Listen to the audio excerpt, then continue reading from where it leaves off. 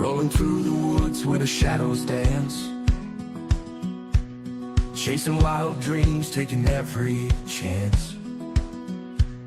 With a friend named Bigfoot, side by side we roam, outlaws of the forest, this place feels like home. Join the gang, it's a wild ride. Bigfoot Outlaw, living free and bold, chasing wild dreams, never growing old. We run with the wolves under the silver sky. With a friend named Bigfoot, we'll never say goodbye.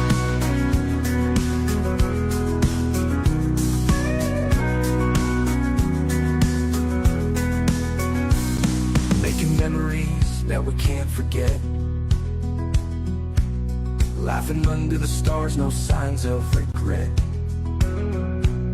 With stories to tell and the moon as our guide.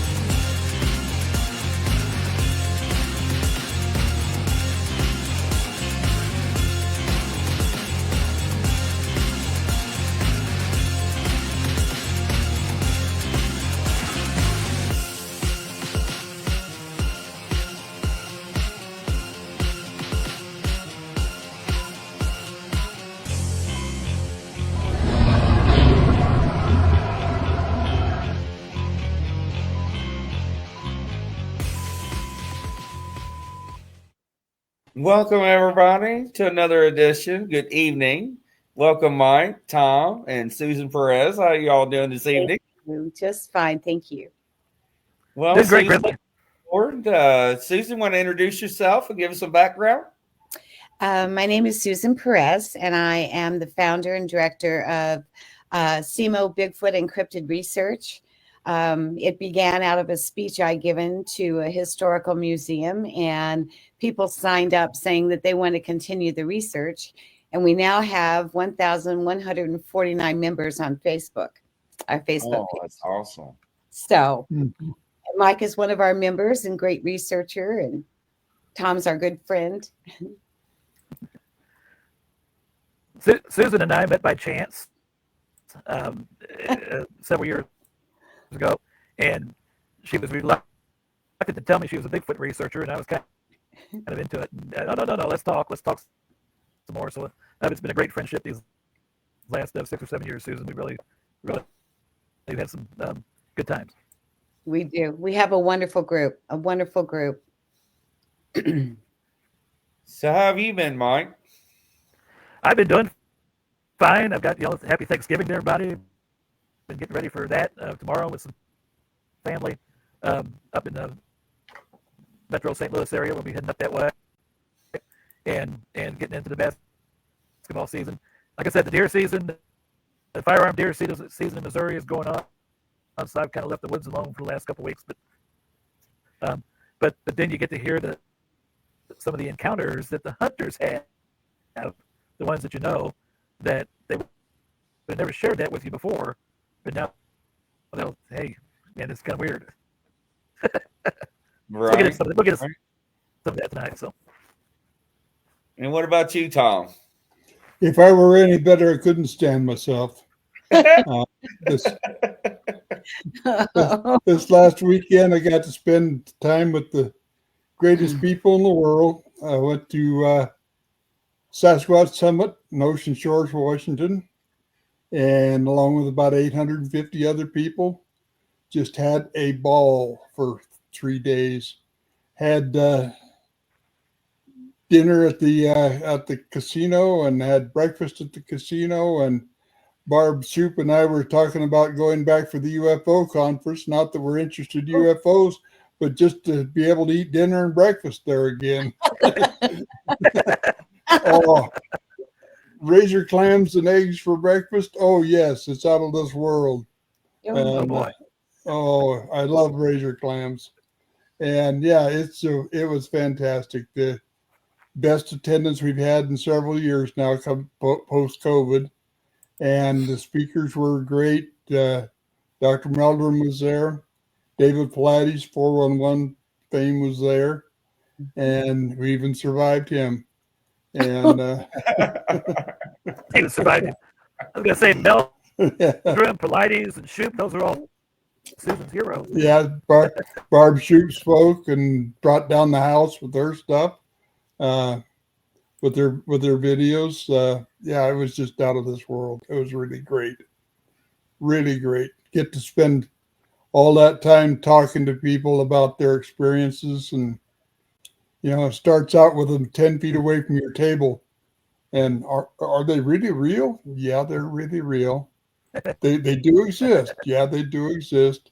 And the next thing they know, you're right across the table from you and telling you about the experience they had, what happened. And it scared the daylights out of them.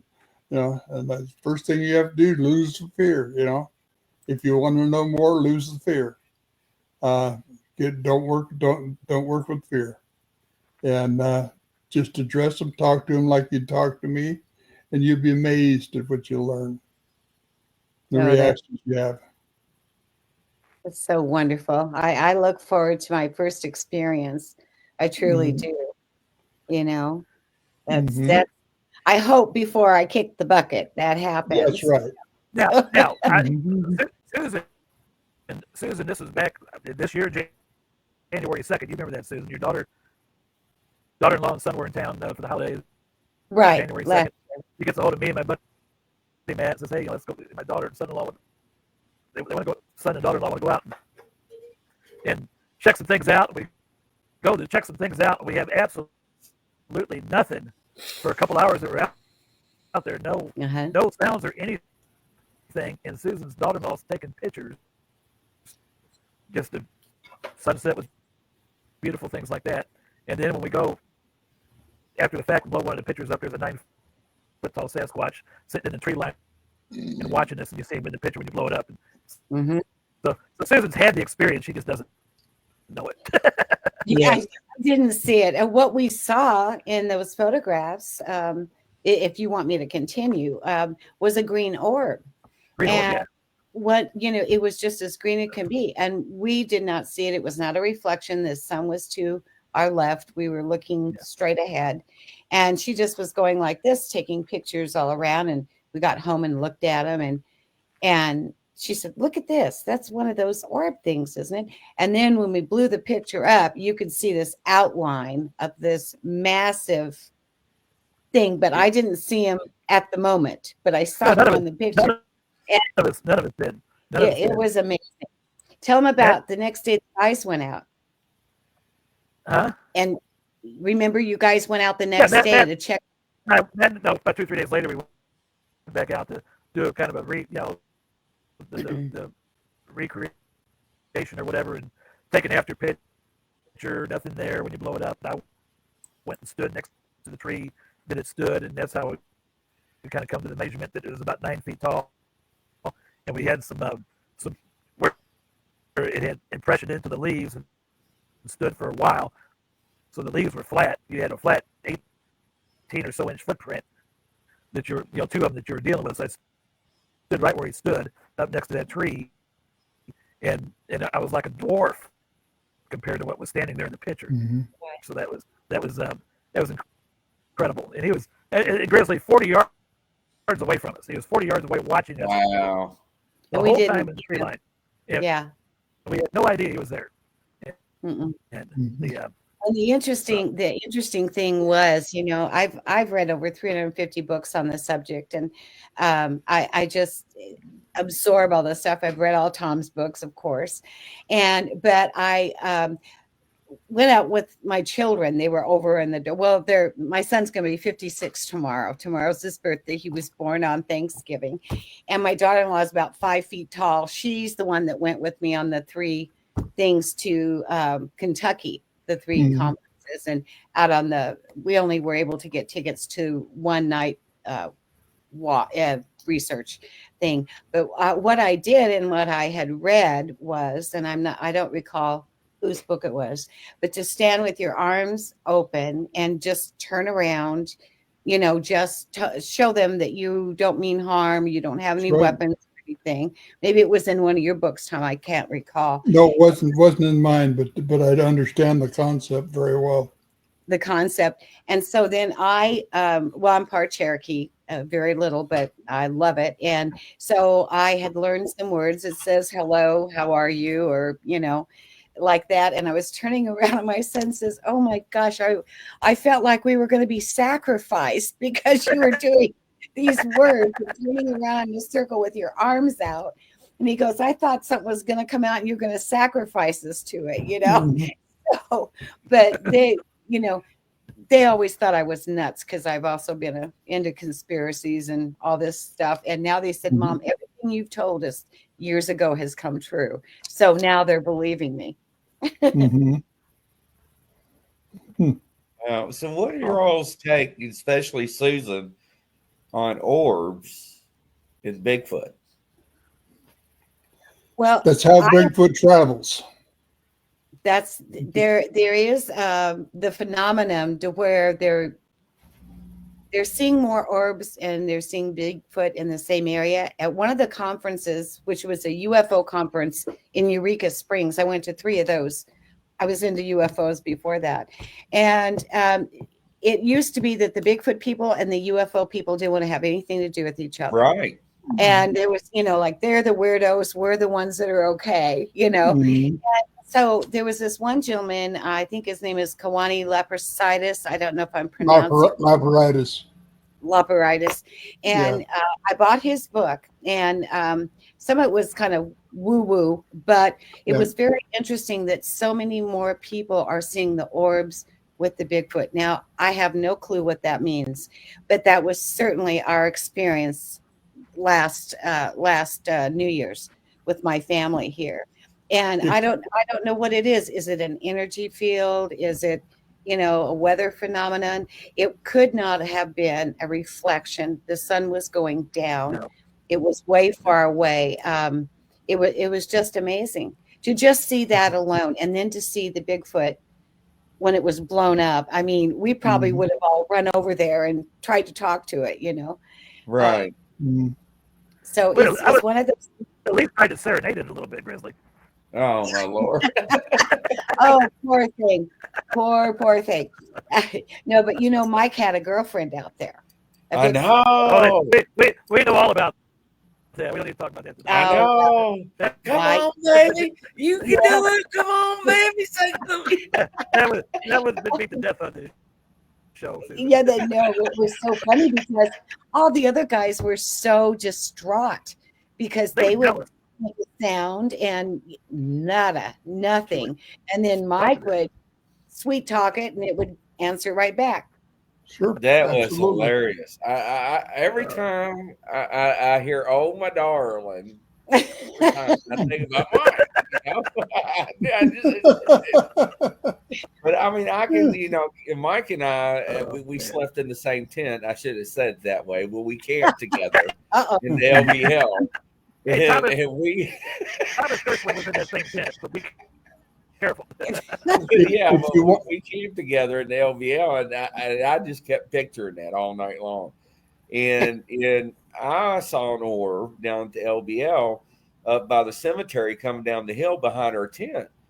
And I have reports going back from years, back from 2016, that hunters have been in tree stands and see orbs and hear the crunch, crunch, crunch, crunch. And I think we had some people on the show said, boom, and Bigfoot came out of the orbs. So, yes. and these are credible people that have high ranking titles in society. So the phenomenon is outstanding, and I'm very fascinating with this. I really am. Mm-hmm. If you watch Jill and I can't remember his name, their video, Flashy Beauty Paranormal Bigfoot. There's a couple of guys in there talk about their experience watching the Bigfoot go into an orb, and very credible, very very important piece of work there. If you want somebody that can give you a demonstration of orbs on the show, get Penny Rummel. Penny has I helped her with her book on it. Fantastic array of videos of orbs. Just great work. Well, I mean, the phenomenon might is fascinating to me. What's your take, Mike? well, the first couple of years that I was doing this, I would have said, no way, nothing crazy. But then in the last couple of years, I started seeing orbs, and I probably have seen orbs on a half dozen different occasions, and every time they've been associated with Bigfoot activity, right there in the same spot. I've never seen orbs outside of known Bigfoot activity. I've seen the green orbs on about 3 occasions, not just Susan's time, but about 3 different occasions. I've seen white orbs on like a light bulb, clear white orb on a couple of occasions as well. So, and they all have been associated with direct Bigfoot activity. So there's something there. But I've also now conditioned. I've also have been associated with direct Bigfoot activity multiple times without any orbs. So the orbs aren't always there. No, they're not always there, and they aren't always with Sasquatch. I've seen them several times with other entities doing other things, but they are very heavily associated with the Sasquatch activity, with the Bigfoot activity. I don't know enough about them to comment intelligently, other than just to say, talk to somebody that knows something about them, and Penny does. She has a very good background and catalog of them. Oh, wow. I think the LBL is a fascinating area in the first place. The dog man has always interested me. Now that scares me, the dog man, from what Yes, absolutely. I'm with you on that. Totally different entity. Anything that laughs at you, it's got to be really weird. I've heard so many people comment that it's kind of like a snicker, or it just seems to be more evil. I don't know if that's accurate or not, but I've read several books on the LDL, and what I like to do, a lot of our members that come, they don't have time to read, they don't want to read, so I will read a book and take notes and distribute those out, and they will kind of have a synopsis of what, if they would like to go ahead and read the book. And I read several on the LBL, and the alleged attack over there, and then some people say no. Well, there's a new book that has come out that is reading from, I think his name is Tom Cameron. I just started reading it. I'm not sure. I could have that wrong, but that whole area has been just rife with all kinds of unusual things. besides Bigfoot, besides Dogman, and other entities. And I just find it fascinating. I can't believe you guys stayed over there. I don't think I'd be brave enough to do that. Oh, let me tell you something. I spent the night after Mike and them left with the guy, and I had my pew-pews and stuff. And man, every time I heard a twig break, I was like, "What was that noise?" I'm not gonna lie, because and Mike, we were in the backside, weren't we, Mike? Yeah, we were in the backside, and the hillside right behind us, and just yeah, and yeah, it was crazy. And not be detected by the rest of the group. And there was several of us out there. I'd go out there again, and I thought it was a fun time. But the and the I don't Squatch and Howler, Roger asking about these. I don't know much about them except for I see them, and hey, there they are. Last time I saw an orb was Father's Day weekend. We were camping over a couple counties over, and Luke, Susan knows Luke. Luke was camping with me, and a couple other guys were there. And one of the gentlemen said, "Hey, there's a green orb. Look at that green orb." We all look, see this green orb, and right after he said that, about an 18-inch little miniature log comes flying through the trees our way and lands on the ground about 15, 20 feet from us and rolls a little bit. Evidently, he didn't like the orb being pointed out verbally like that or something. I don't know, but yeah. So that's amazing. Yeah, Mike, they're making fun of our TVs and our glamping again in the comments. Probably so. You guys were glamping? Oh yeah, we had TVs, heaters, you name it, generators, different lights. You got a 60-inch flat screen TV to watch movies in, and oh my God! You sure you didn't have electrified barbed wire around your tent or anything to protect you? That's coming next. I wouldn't blame you on that one. Yeah, after Grizzly's latest experiences, now the electrified fence. We had people coming by the tent taking pictures. Yeah. Oh my gosh. Way to rough it, guys. Way to rough it. Hey, Mike enjoyed it. He had his recliner up in there, all snuggle with the heater going. Recliner, and didn't he? I mean, I had all this. It was cold over the weekend, for that weekend and at night. But you're peeling off layers at night because this heater is just keep generating that heat. Oh my goodness! And Tom's saying, "Oh my gosh, what?" I never even liked to sleep in a tent. Yeah, one night we was watching Pearl Harbor. Oh you guys are a mess. Oh my goodness, that's fabulous. That's fabulous. Yeah. Those are they couldn't believe all that came out of my SUV. It was funny. Hey, I mean, he's got this little SUV pack. I mean, it's just you pack that thing, and you could if a window would have broken, that stuff would have exploded. Oh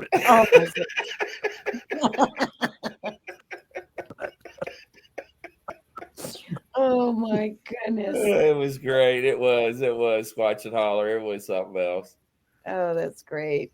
So that's great. Well, good times. I'm glad you guys were safe. Let me know when you go next. I'll be praying for you guys because why don't you come with us? Oh yeah. Yeah, I could probably do that if I brought, all kinds of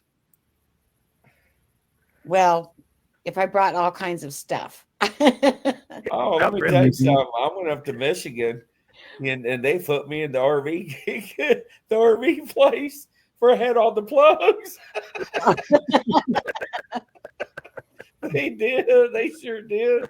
I was all by myself. They're like, we come watch TV. Oh my goodness. They should charge admission, huh, Tom? They should. It was funny.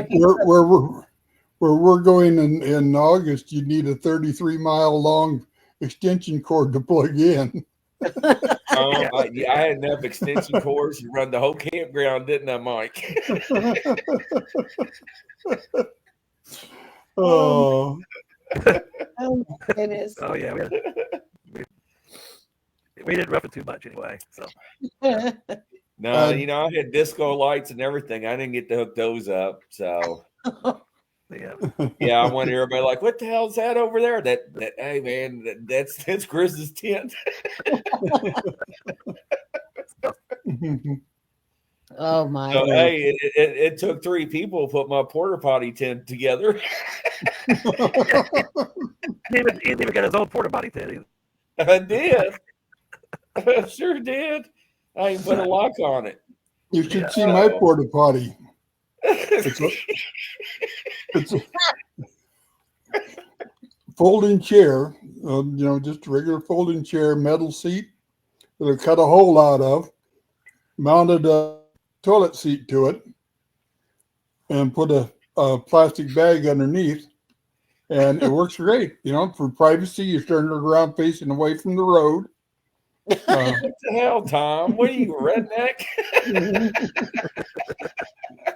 I painted Mine it was green like and a then named throne. it Stanley. Mine had a fan, a lights. It had air vents, air duct. I mean, I could even hang a TV up in it. Oh my gosh. I had air conditioning too if the wind blew. look at old bear. In a camper. Oh my. Oh my Old goodness. bear was like, just get a camper, would you, Grizzly? He was like, this is pathetic. Squatch and Howler comments. It was 8 foot tall. We're talking about these porta potty tents, not the It's Sasquatch. huge. It's huge. Because they were putting this together, like, is this another tent? It was awful. Oh my goodness sakes. It was funny though, but it was great. I'm It was glad great you though. guys had a good time. My goodness. Oh, it was. We had a great time. Weather was great, and we had activity when everybody was around the campfire, didn't we, Mike? We had activity. I was talking to a gentleman, and I heard the walking around over it just in the woods, just off in the tree line, and I heard it, and I'm sitting there talking to Ronnie Tucker, and I said, "Hey, there's something out there walking around." I said, "It's checking this out," and no sooner than I said that, than somebody else that was there camping else. The next thing you know, all the spotlights start shining in that area, and everybody starts running over there. I said, "Well, that just screwed up any more activity we would have had out of that at that time." But Yeah. that's what happens. So, and Squatch Now or something huge walk right behind my tent while you're all at the fire. That was they were walking around saying, "What are all these crazy people doing out here at LBL?" And that was us. I've got just to change the subject a little bit.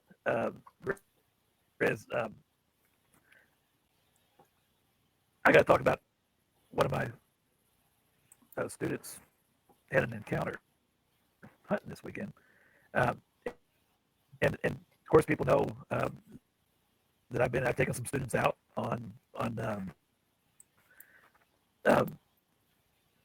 field trips to do some research, and we found good evidence and things like that. And that's not the secret who I am and what I do in my spare time when I have it. And just a couple weeks ago, I had some kids. They were seeing some pictures I had on my phone, and I showed them some pictures. And this guy was he was like, yeah, he's either playing devil's advocate or very skeptical of those. You're just making that stuff up. You're just making that stuff up. And hey, I'm just think what you want and don't argue with him.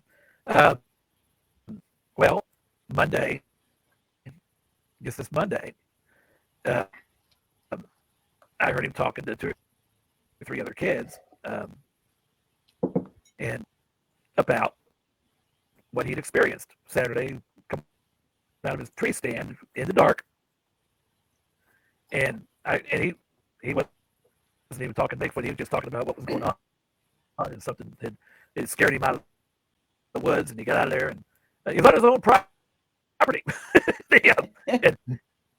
And I said, "Hey," I said, what's going on here?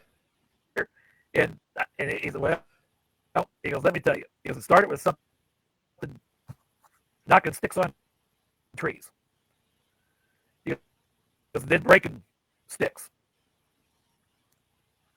And I'm going to ask proper questions. I said, breaking like you just stepping on twigs. Oh, no. Taking sticks and breaking them.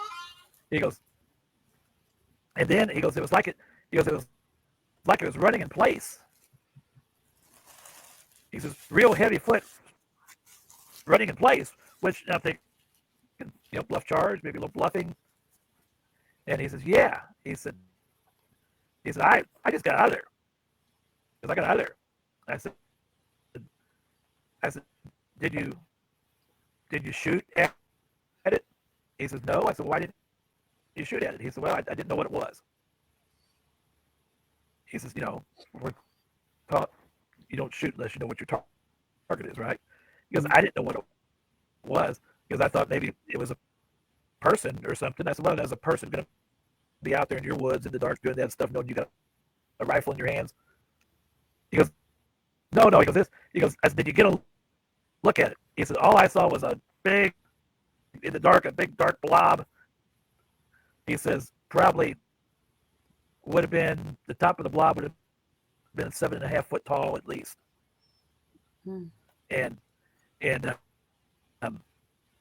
I said, well, you laughed at me a couple weeks ago. I said, that was probably a Bigfoot that you experienced. I said, very, very, very likely. I said, and probably in time, I think we'll back this up, probably a juvenile Bigfoot messing with you. I said, messing with you. Hey, let's see if we get this guy riled up a little bit. And I said, just the way you guys mess with each other. I said, because if it had intentions of hurting you, it would hurt you. Could have, very easily. I said, probably just pranking you. He goes, I don't care what it was doing. I got out of there. So that, that's a student who had a real encounter, and that's something going to go unreported. Obviously, nobody's BFRO, nobody's going to pick that up. It's not going to get. He shared it with me, and I had another student that on his property. He said, "Hey, I think I may have seen a Bigfoot while he was deer hunting. I think I may have seen a Bigfoot over the weekend." And I said, "Well, tell me what you saw. Tell me what you observed." And that was not near as dramatic. It was about a little over 100 yards away, and he just kind of saw something big and dark. Walked from behind one tree to in a little clearing to behind some brush. And he says, because it wasn't any animal or person that I know of that's out there. He goes, it probably had to be what it was. He said, but he's not skeptical like the other ones. He knows they're out there. So, but anyway, students, they'll come forward, they'll talk, and but that's interesting. But the time I just thought that describes perfectly the juvenile behavior, just to mess with somebody and scared him a little bit. So, but I asked him, I said, did you go back and hunt the next day? He went back and hunted on the Sunday. He said, with no incidents. Same place, no incidents. So. Wow. So he left before dark, though.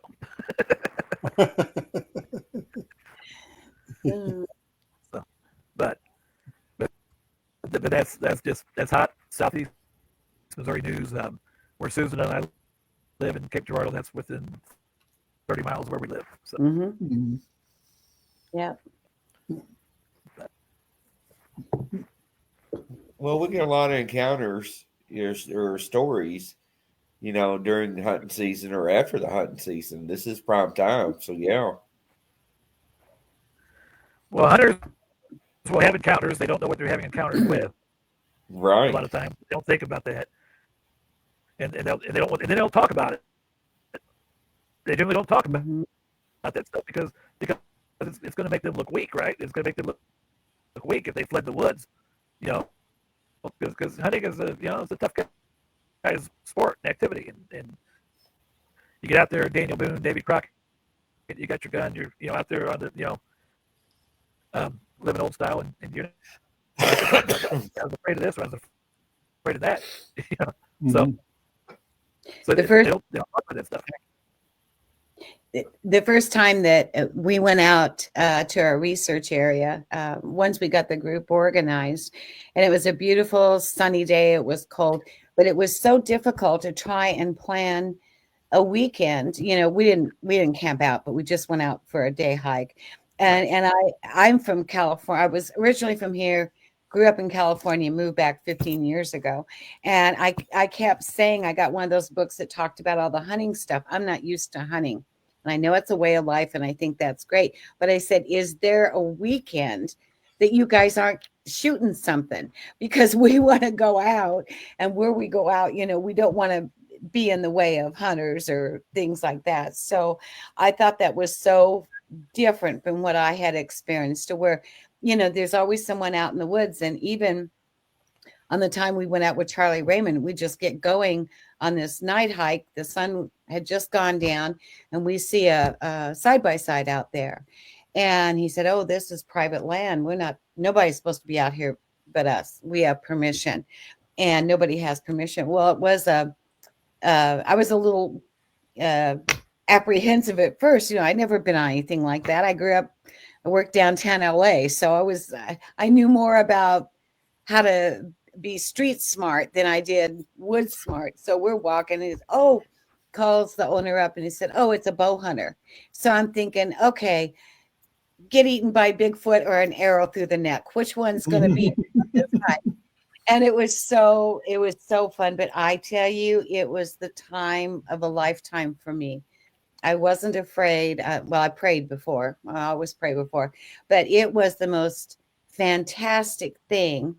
The only thing was, I told Charlie, from now on, you tell people it's a 4-mile hike, because he said it was 2 miles, but it was 2 out and 2 back. Mhm. And I had a hard time making it back. I almost didn't make it, but it was so fantastic to be out there in nature.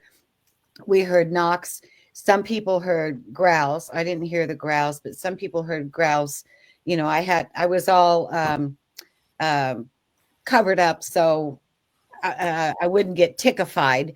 So, because the tick scared me more than anything, but it was fantastic. And anybody who wants to go out, I know Tom goes out a lot, and it is such a wonderful experience. And I love going out with our guys.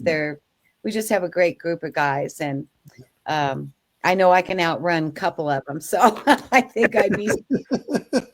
You can outrun me.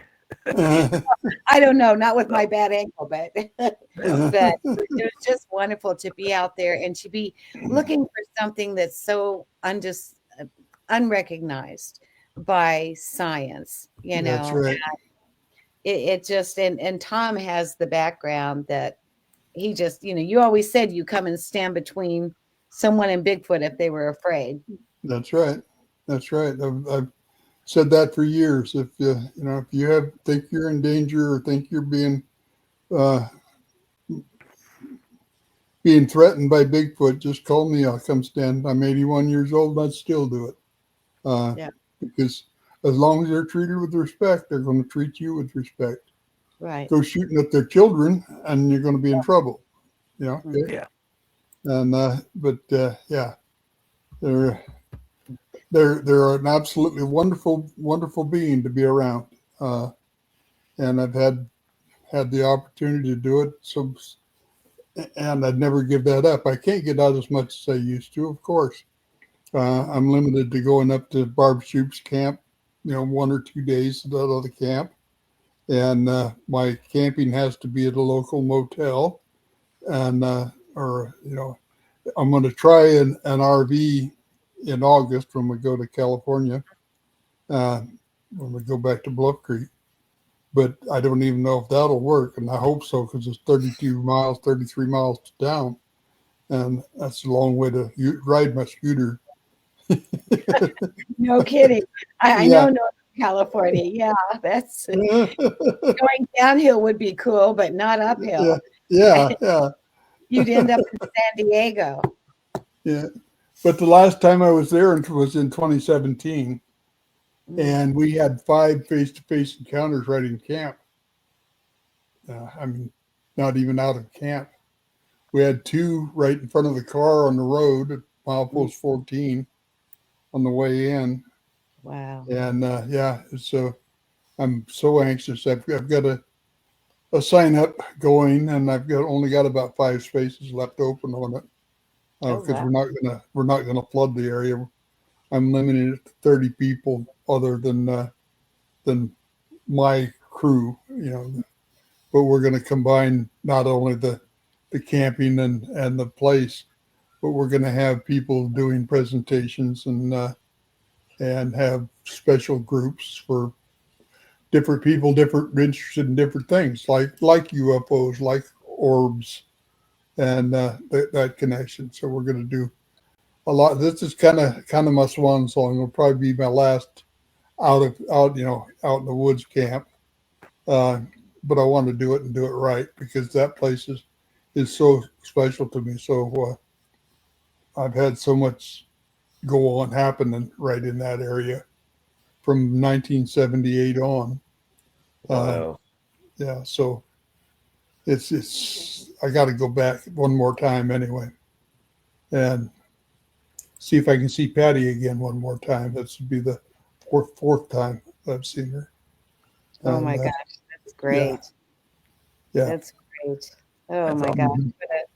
I have her footprint cast, and then we also cast Mike's footprint. When we first started out, I showed the group, and the group mixed it all up, and they did a great job. That one cast came out fantastic, and to compare it to the other ones, and it was just really fun, because we need to know.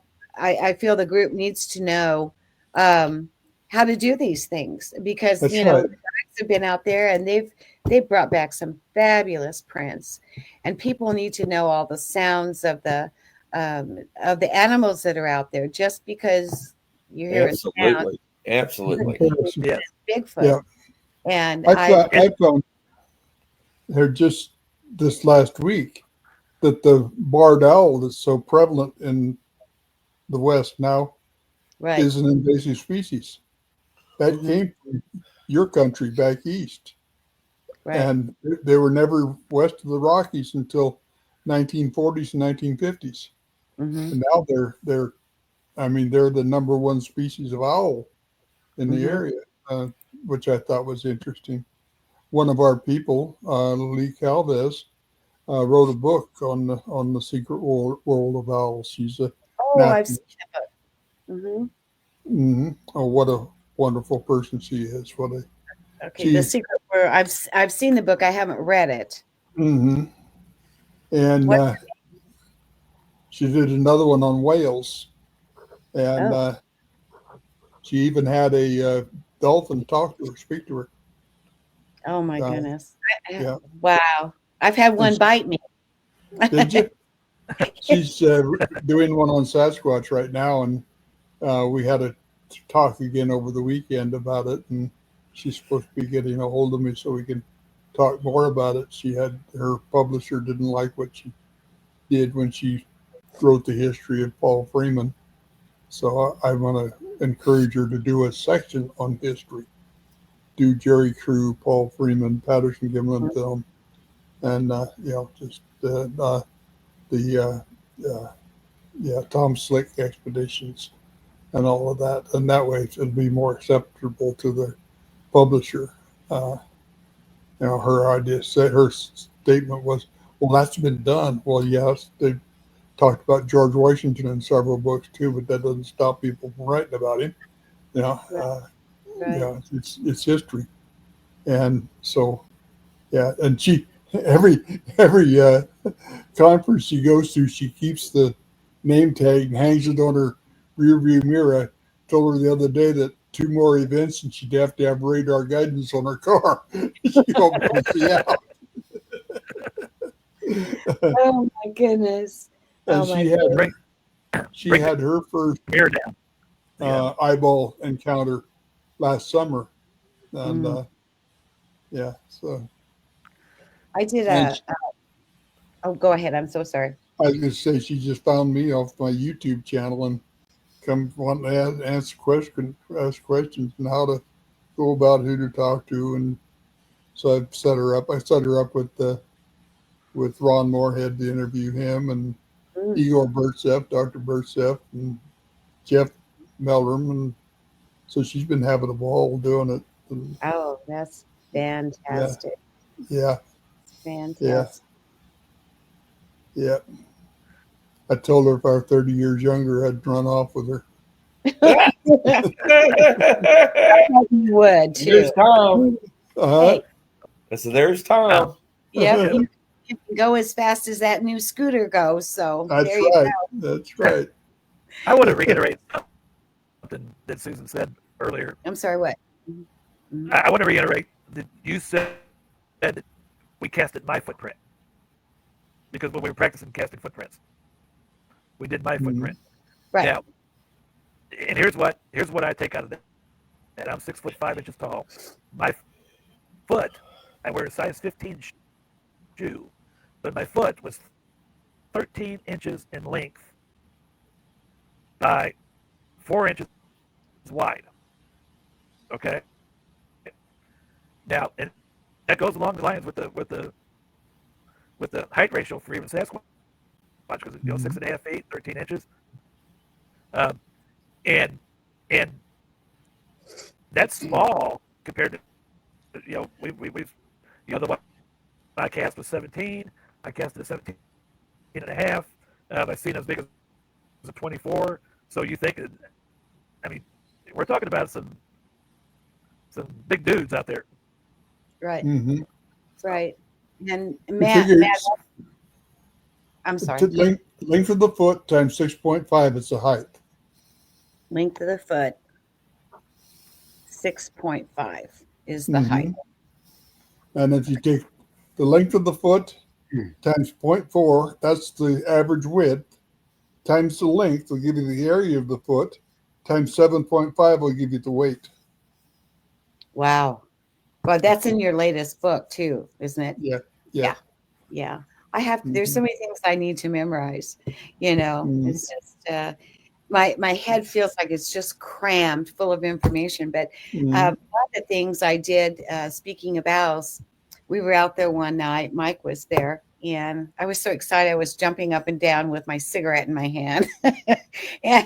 But all of a sudden we played this call. Do you remember this, Mike? And all of a sudden it sounded like we were surrounded by monkeys. I mean, surrounded monkeys.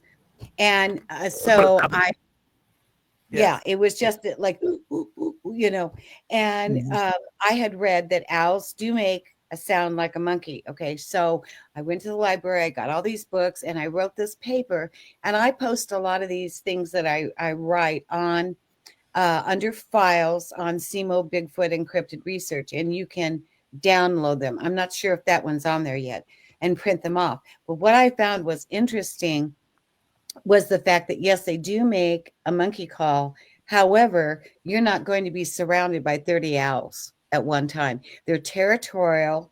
Their territory seems to be about 5 miles. They do make, in pairs. There'll be 2 at night. They'll sleep together before they go out to hunt. But we heard the sounds all around us. It was like, it sounded like if it had been owls, there were 30 owls out there, which we know we were 30 owls. We were literally surrounded that night. Right. And they were having a ball with us, really. Yeah. I think they were really having a ball with us. And that was, I was so excited. That was the first night that young one showed up that I ended up spending 6 months communicating with. She showed up. Wow. And because I could recognize the owl call she was making, and she was practicing and doing some real bad owl calls, and she was practicing, and then she kind of got better as the 6-month process went along. But she kind of went, Mike. No, but it is amazing that he had a rapport. When the other guys are sitting there and they're like, they tried it, they can make the sounds, nothing. It was just Mike that Mhm. he had a good heart, and Yeah. so I think that's Mhm. fantastic. That's Mhm. fantastic. We have a great group. We have a wonderful group of people, and we all seem to be on the mindset we're a no kill, no harm. Right. Not interested in getting the first photograph or the first. We've had some people say, "Well, I want to be the first one to discover it." Well, they're already discovered. Come on, they were That's here right. before We the Native Americans and the all the tribes in North America and Mhm. Canada have a name we've for this we've had thing. people try to join up with us. And we're talking about me, Steve, Matt, Hmm. Scott, Willie. We've had people try to join up with us and get discouraged and go away because we weren't out trying to get the photograph. We Right. weren't out trying to do, we're just being ourselves and going for interactions and going for ourselves. That's And then they that's get frustrated with us. It's like, no, we're not. that's the entire purpose for my Right. reason for being there. Just having interactions, just to meet them, to talk to them, and yeah, do what they want to do. Exactly. And just because science haven't accepted the data that people have found over the years doesn't mean they're not there. I've never seen Hmm. George Washington, but I know he was real. Come on, give me a Hmm. break. Right. Yeah. Things, I mean, it's all across the world. And it's not mass hysteria. These are real beings. And I was fascinated when I first started this research, all the different tales of the Native Americans. Uh, they documented it in their art or on caves or whatever of these beings, or they passed it down in an oral tradition before you could write a book, before you could make a book, before you could, do all these things that brought money in. And I think I'm all for that too. But it was way before written history, and they did not document uh, fiction. They didn't document fiction. And I think that's what was so fascinating when I very first started looking into this. Wow, that's awesome. It is. Can you believe that hour went by that quick? My goodness. It must have been. You It get us is. going, man. We're just that's great. It really is. Any last words, Mike, Tom, or Susan? Well, I've been carrying on a conversation here about that formula and how I came by it. I think I have a video on my YouTube channel that talks about that. I'm not sure, but I think I do. And my YouTube channel, just my name. So if you want to check that out, see if it's there. If not, there's other ones there that are interesting too. But yeah, I did. I came up with that by figuring out the area of the foot. Used a planimeter to do that. So then that's how I came by that 0.4. So I knew the area, I knew the length, just need the width. Okay, so I divided the area by the length and it came up with 0.4. That's how I came up with that figure. And then the Mhm. weight, I had built a big box and filled it with uh, uh, sandbags until it sank the same depth as the track I'd found. So I had Oh, a good estimate of weight.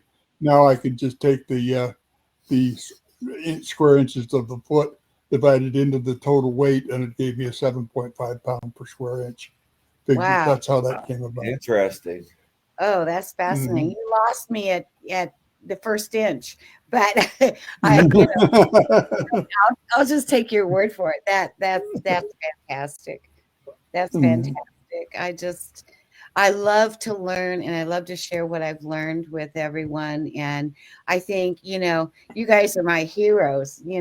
Mike's out in the field a lot more than I am. And you're going, with your TV and your with your camping with him. And I think that's great because it takes everyone pulling together of what you've observed when you're Mhm. out there. And those of us, we can't go out as often as we would like. It just brings Mhm. it all together, and I think it's fantastic. Thank you That's Mike, for any great. last words? inviting me. I Oh, would have, Susan, it's been a pleasure. You're yeah, welcome back anytime. yeah. Thank you so We much. need to get Susan back on this Yep. program with. She's really So good to see my love, Tom. very down. Oh yeah, I know. You've got so Travel many so women. hard. So, Yeah, so many women. No, I've given up. Well, from the Bigfoot Outlaw family to your family, we wish everybody a very happy yes. Thanksgiving. For the Oh, people that are not absolutely. at home, that are far away, we wish you a happy Thanksgiving as well.